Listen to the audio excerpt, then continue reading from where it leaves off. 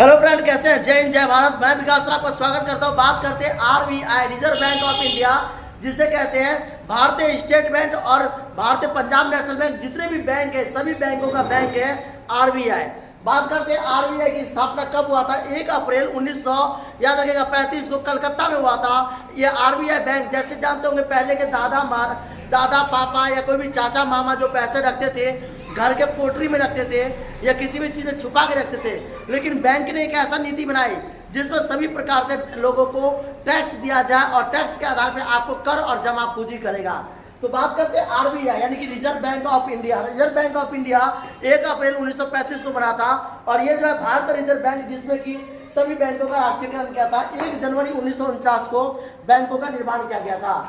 RBI में सबसे बात करते हैं हम बात कलकत्ता में सबसे बड़ा बैंक है और ये हेड बैंक माना जाता है जिसे विश्व बैंक कहते हैं। और आरबीआई बैंक जो है वो भारत के लेवल पे विश्व बैंक है, ना कि विश्व बैंक है। अगर बात करते हैं विश्व बैंक में तो विश्व बैंक में IMF इंटरनेशनल मॉनेटरी फंड जो कि सबसे बड़ा बैंक है वो है आपका सोवियत संघ में, याद रखिएगा रसिया में भी है। और बात करते हैं तो स्विट्जरलैंड में सबसे बड़ा बैंक है जिसे कहते हैं IMF इंटरनेशनल मॉनेटरी फंड, अंतर्राष्ट्रीय मुद्रा कोष जो कि सबसे बड़ा बैंक है, वर्ल्ड बैंक है। और ये आपका स्विट्जर बैंक यानी स्विस बैंक के नाम से जाना जाता है। स्विस बैंक में ब्लैक मनी को जितने भी नेता होते हैं, बड़े बड़े चोर सब जो होते हैं वो उसी में पैसा रखते हैं ताकि उस पर कोई छापा ना पड़ सके। इस बैंक का कोई नॉमिनेशन नहीं होता है। तो सबसे बड़ा बैंक होता है विश्व बैंक जो कि स्विट्जरलैंड में, याद रखिएगा स्विस बैंक के नाम से जाना जाता है, जहाँ पे ब्लैक मनी जमा करते हैं। अगर आप लोग ब्लैक मनी जमा करते तो वो स्विस बैंक में। और भारत का जो बैंक है वो एक एक बैंकों का ब्यौरा है। अगर मैं बात कर दूँ पंजाब नेशनल बैंक, देना बैंक, लेना बैंक जितने भी होते हैं हमारे, उसके बाद छोटे छोटे बैंक जो होते हैं हमारे जिसे कहते हैं सिंडिकेट बैंक और अलग अलग बैंकों का ले लीजिए आप, HDFC बैंक हो गया आपका या देना बैंक, लेना बैंक, जितने भी बैंक है उन सभी बैंकों का हेड बैंक माना जाता है आरबीआई। ये सभी को डोनेट करता है पैसा 1% के आधार पर सबको देता है और इसी से लोन को पास करता है। तो आरबीआई की स्थापना 1 अप्रैल 1935 में कलकत्ता में हुआ था और भारतीय रिजर्व बैंक का जो राष्ट्रीयकरण कब हुआ था तो 1 जनवरी 1949 को राष्ट्रीयकरण के आधार पर सभी देश राज्यों में जोड़ दिया गया था और यही बैंक छापता है।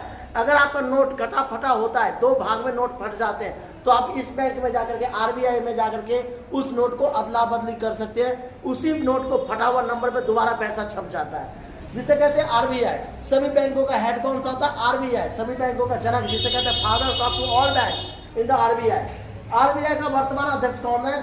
शशिकांत दास है जो कि एक चेयरमैन है और एक वाइस प्रेसिडेंट है जिसे कहते हैं अध्यक्ष। भारत में कुल कितने रिजर्व बैंक है? 29 रिजर्व बैंक है और भारत के अलग अलग राज्यों में अलग अलग प्रकार के रिजर्व बैंक होते हैं जहाँ से पैसों का एक्सपर्ट इनपुट हो जाता है, जहाँ पैसे छपते हैं, जहाँ का वाइस प्रेसिडेंट अलग अलग होता है। भारत का पहला बैंक कौन सा है? तो बैंक ऑफ कलकत्ता, याद रखिएगा ये कलकत्ता में छपा था, कलकत्ता में इसकी स्थापना की गई थी और इसी बैंक का निर्माण किया गया था।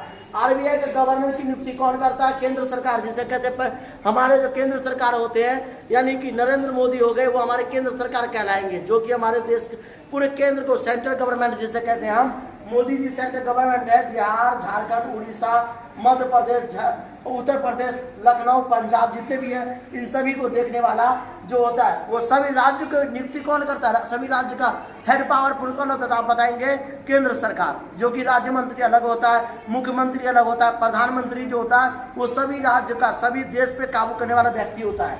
आरबीआई के गवर्नर की नियुक्ति केंद्र सरकार करता है। भारत का नंबर 1 बैंक कौन सा है? तो भारतीय स्टेट बैंक जिसे कहते हैं SBI, state bank of India.